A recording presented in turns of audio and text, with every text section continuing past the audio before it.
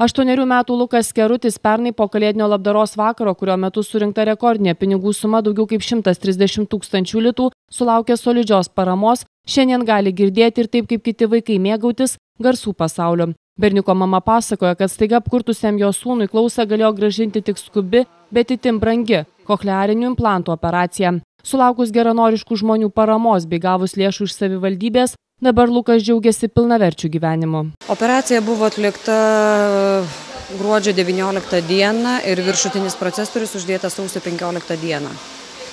Vaikui tiesiog, aš nežinau, galima sakyti, kad vaikas iš naujo gimė, nes jis tą visą pusmetį, kiek jis prabuvo negirdoj, jisai buvo piktas, irzlus, nekalbus, buvo pradėjusi net pašlyti kalbą, švepluoti, tikrai buvo nekas. O dabar gyvena normalų gyvenimą, taip kaip ir visi sveiki elementarų žmonės. Pernai didžioji kalėdinio labdaros vakaro metu surinktų lėšų dalis skirta Kauno cukriniu diabetu sergančiųjų bendrijai Likimas, kuri nupirko vaikams taip reikalingas insulino pompas. Buvo paremtas ir Kauno klinikų vaikų skyrius. Šiemet tikimasi, kad geros valios žmonės paaukos 80 000 litų.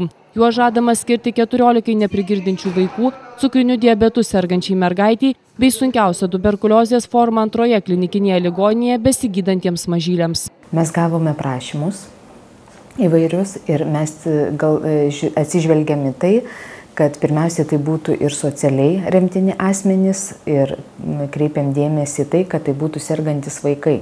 Nes iš tiesų, jeigu šeimos pajamos būna mažos, tai tėvai kaip paprastai neturi pakankamai lėšų, kad galėtų skirti būtent vaikų gydymui. Šiemet jubiliejinis 20 kartą organizuojamas kalėdinis labdaros vakaras įvyks gruodžio 27-ąją Kauno miesto rotušėje. Nors sunkmetis vis dėlto tikimasi, kad miesto įmonės, organizacijos, verslininkai bei pavieniai asmenys bus dosnūs ir jų paaukotos lėšos leis sugrąžinti sunkiai sergantiems mažyliams gyvenimo džiaugsmą.